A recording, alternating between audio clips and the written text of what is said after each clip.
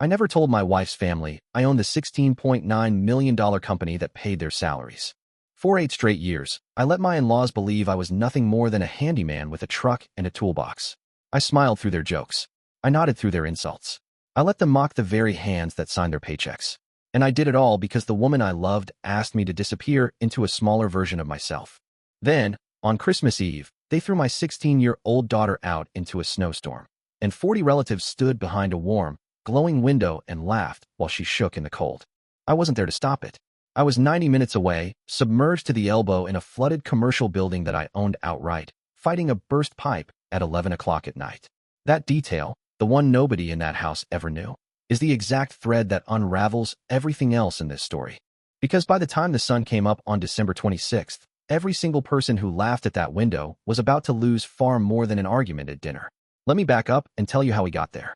My name's Daniel Whitaker. I'm 41.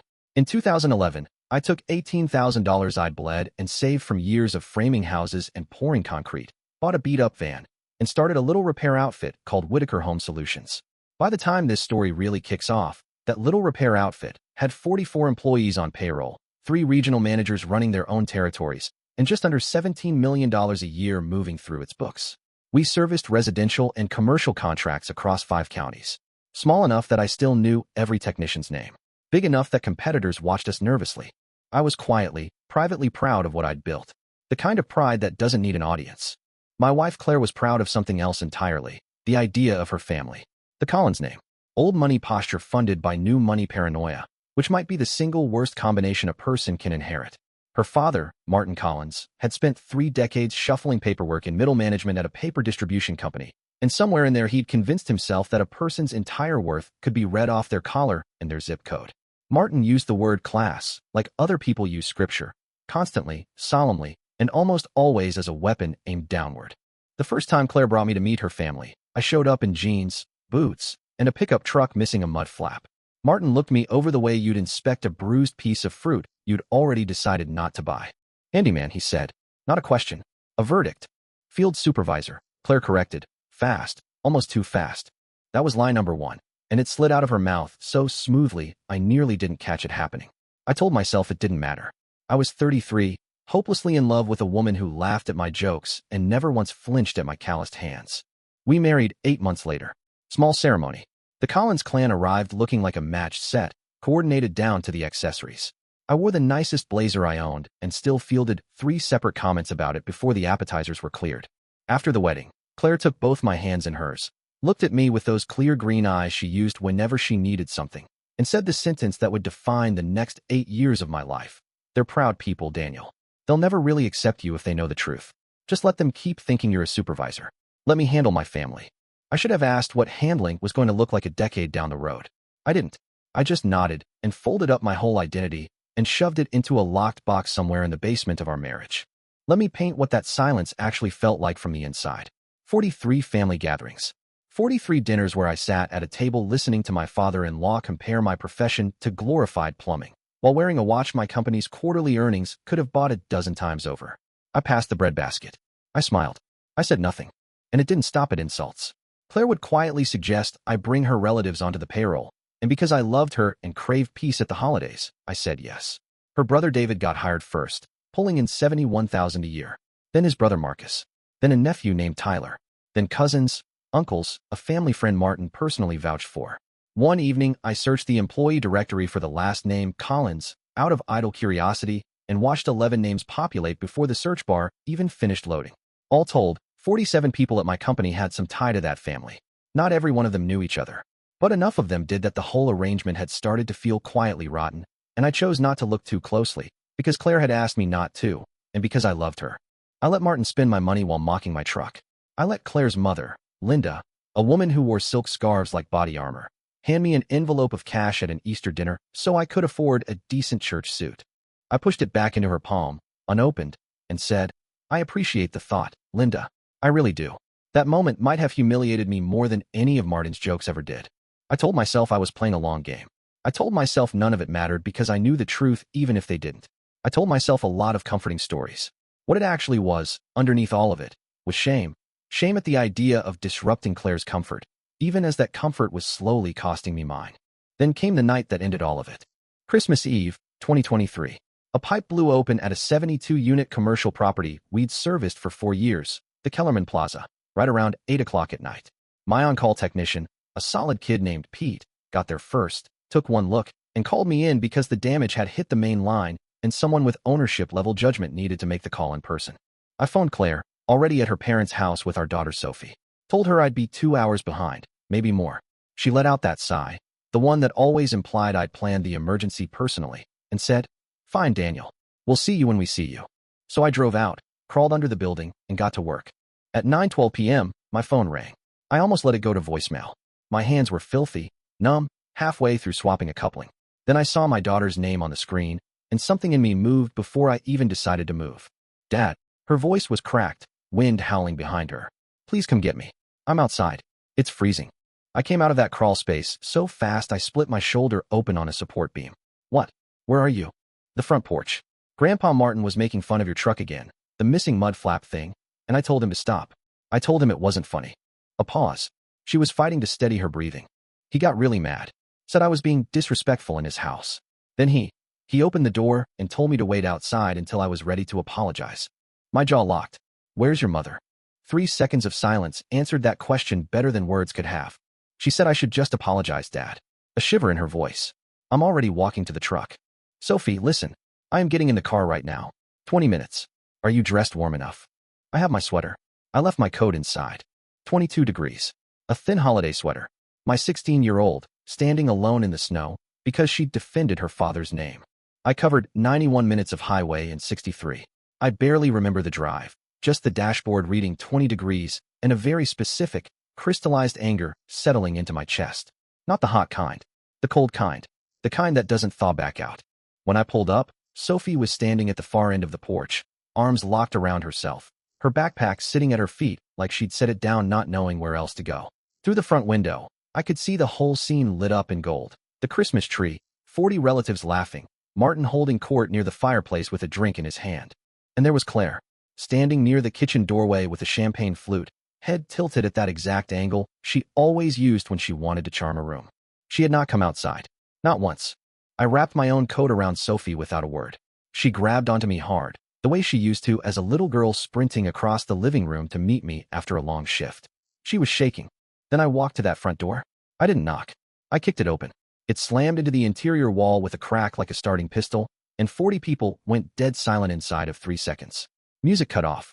Forks stopped midair. Every face in that room turned toward me. Martin, standing by the fireplace, suddenly looked smaller than he had through the glass.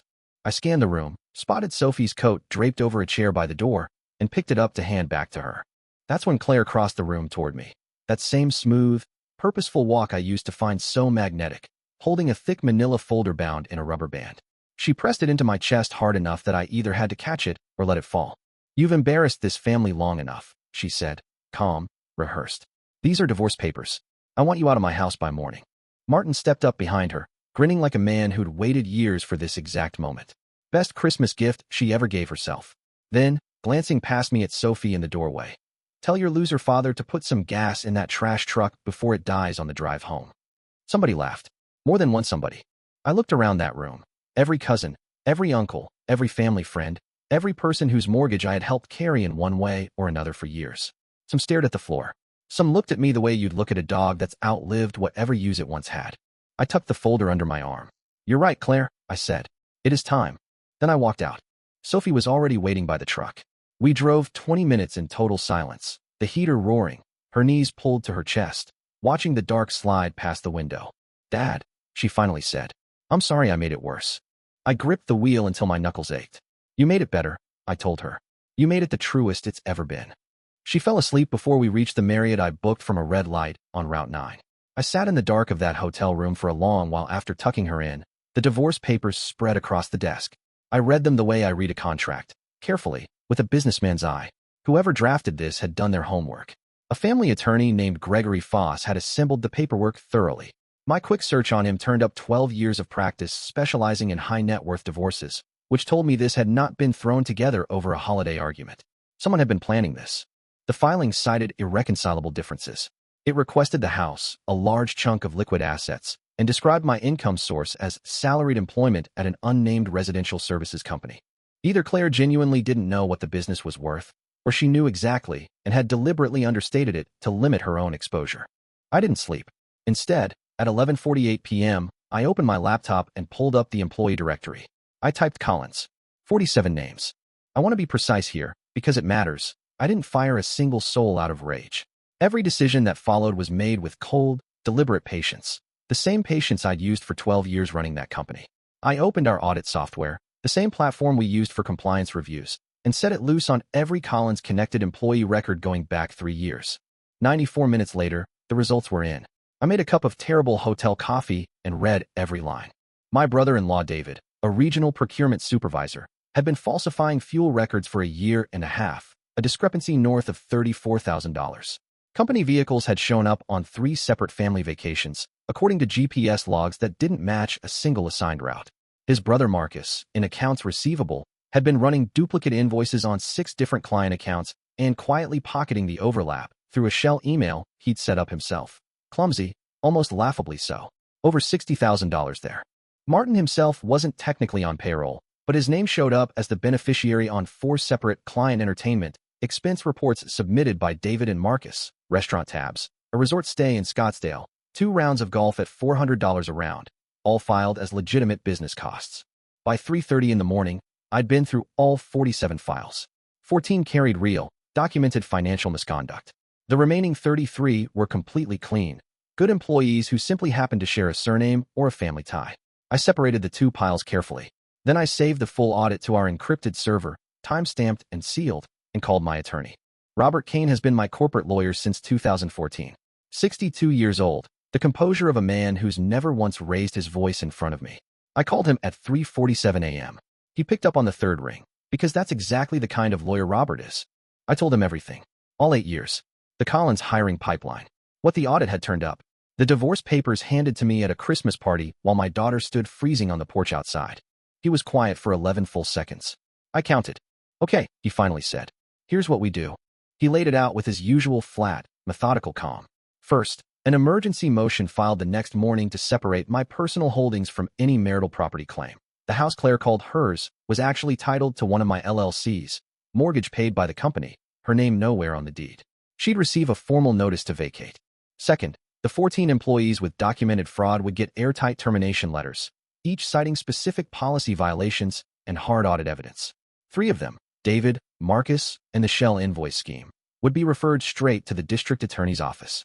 Robert would loop in a forensic accountant from his firm, a woman named Patricia Huang, CPA, CFE, 15 years of courtroom testimony experience, to build the case properly.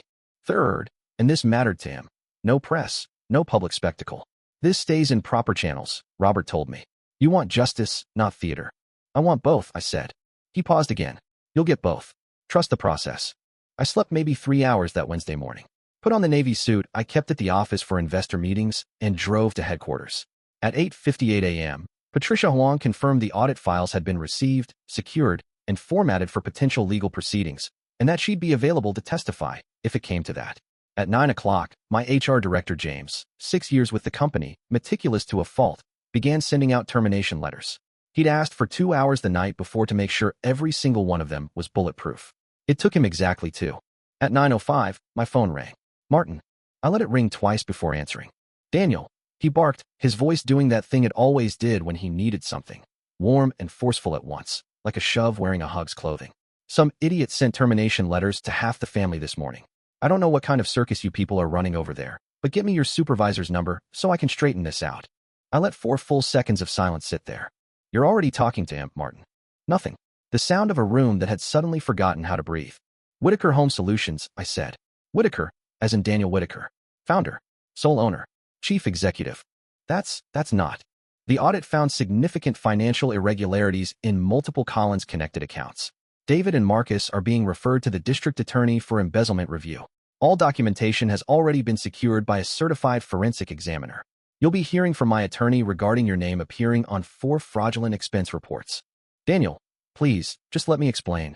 The notice to vacate 14, Ashwood Lane has already gone out to Claire's attorney. That property is titled to one of my LLCs. She has 30 days. Just let me. Merry Christmas, Martin. I hung up. Then I blocked his number. Within 45 seconds, my phone lit up and didn't stop. 12 calls. Then 20. Then 31. Then 47. Cousins, uncles, a family friend genuinely upset he'd gotten swept up in a mess that wasn't his. I'd eventually sort out which terminations were justified and which weren't, offering severance and clean references to every one of the 33 employees who had nothing to do with the fraud. I wasn't punishing the innocent out of anger. I was angry and precise, which turns out to be a far more effective combination than anger alone. Face down on my desk, my phone kept buzzing, until I noticed one message I hadn't dismissed. Sent at 7:14 a.m., before any of the terminations had even gone out. From a number I didn't recognize. "We need to talk. I know what Claire did before the divorce papers. All of it." I stared at that message for a long time. My first instinct, and I'll admit it wasn't my proudest one, was to ignore it entirely. My life was already unraveling in extremely organized, legally airtight ways, and the last thing I needed was some anonymous message designed to manipulate me further. My second instinct won out. I forwarded it to Robert. He called back in 8 minutes. "Do you recognize the number?" "No. Local area code. Give me an hour."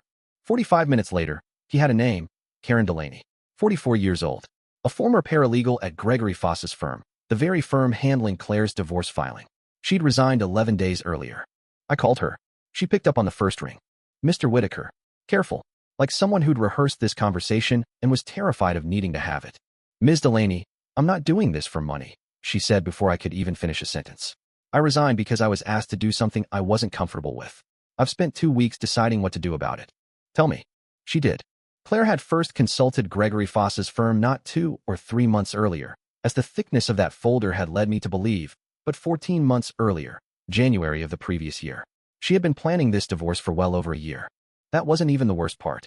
According to Karen, Claire had handed Foss's team internal documents on Whitaker Home Solutions, corporate filings, rough valuations, asset breakdowns, and asked how to structure the filing so the company's real value would stay buried during asset discovery. Foss had walked her through the strategy. Characterize my role as salaried employment instead of ownership, list the company as an unnamed employer, and the initial filing would radically understate the marital estate. That alone would drag me into an 18-month disclosure fight, while Claire petitioned for interim support based on a fake, deflated picture of our finances. She had known, for at least a year, exactly what the company was worth, and had spent that entire year quietly engineering a legal strategy to take as much of it as possible, all while I sat across from her at Christmas dinner, passing her mother the breadbasket. Karen had been asked to notarize a document she believed grossly misrepresented company ownership. She refused. She quit. And she'd spent 11 sleepless days deciding whether she owed a total stranger the truth. She decided she did. I passed everything Karen gave me to Robert, who passed it to Patricia Huang, the forensic accountant with 15 years of courtroom experience and the emotional register of a meteorologist reading off a rain forecast. She spent 6 days combing through joint accounts, corporate filings, and Karen's documentation. Her findings landed in a 43-page report on December 31st. The headline: over the 18 months before filing for divorce, Claire had quietly moved $340,000 out of a joint savings account into one under her own name. Each transfer logged as household expenses, each one carefully sized to stay under the $10,000 reporting threshold. From there, the money had migrated into a brokerage account opened under her maiden name at a firm in a different county entirely. Patricia's report put it plainly: the pattern, timing, and structure of these transfers is consistent with deliberate asset concealment in anticipation of divorce proceedings. Translated out of forensic accountant speak, she took it, and she tried to hide it. Robert filed an amended response on January 4th, attaching Patricia's full report, Karen's sworn affidavit, and the complete internal fraud audit as exhibits. Within 72 hours, Gregory Foss withdrew from representing Claire entirely, reportedly after an urgent conversation with his own ethics counsel. Claire hired new representation, a sharp attorney named Diane Marsh, who called Robert that same week and opened the conversation with, "My client is prepared to discuss settlement." I want to be honest about something, because it would be easy to turn this into a story about the satisfaction of watching people fall, and I think that would make it a smaller story than it really is. David was charged with embezzlement in February. Marcus was charged in March. Both retained their own attorneys and, as of this writing, are still working through the legal process. I don't take any particular pleasure in that. They made their choices, and the district attorney's office is exactly where those choices belong now. The 33 employees terminated for reasons that had nothing to do with fraud each received 2 weeks of severance per year worked, along with strong references. 3 have since been hired at other companies through my own professional network. One of them, a project manager named Celeste, whose only real offense was being Martin's goddaughter, called me 6 weeks after the terminations just to say she understood and held no anger toward me. That phone call was harder to sit through than almost anything else in this whole ordeal. The divorce settled that March. I won't get into exact figures. That stays between Robert, Diane Marsh, and the family court judge who reviewed it. What I will say is that the story of me as a salaried employee did not survive one page of Patricia Huang's report. Claire received exactly what she was legally owed. Not a cent of what she'd spent a year trying to engineer. She's living with her parents now. I know that only because Sophie mentioned it. Sophie, who spent that Christmas with me in a hotel room eating room service fries, and then spent January helping me move into a rental with a working furnace and a spare bedroom just for her. "Do you need me to grab more stuff from Mom's?" she asked one afternoon, standing in the doorway of that spare room with a box of books in her arms. "Only what you actually want," I told her. She thought about it.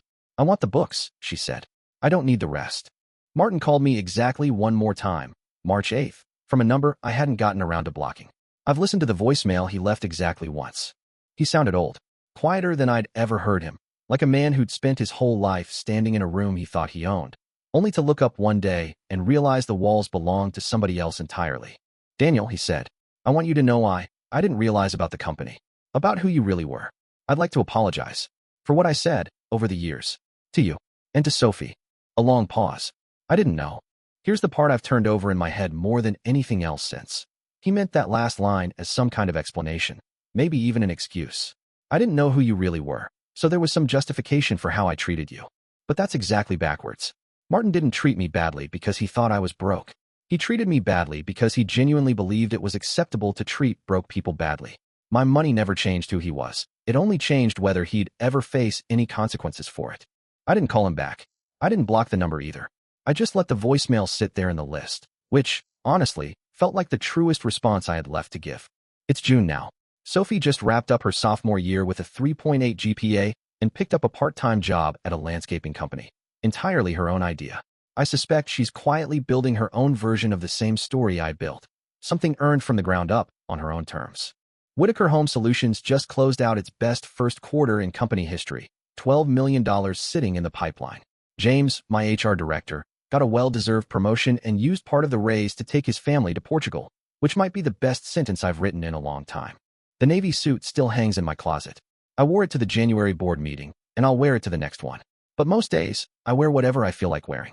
Last week, I drove the old F-250 to meet a new client, a commercial property group looking at a 7-figure annual contract. Their CEO watched me climb out of that truck in the parking lot with a look somewhere between confusion and respect. "Good truck," he said. "She runs," I told him. We shook hands, walked inside, and closed the deal. I drove home afterward with the windows down, the mud flaps still missing on the passenger side. I keep meaning to fix it. Maybe I'll just leave it.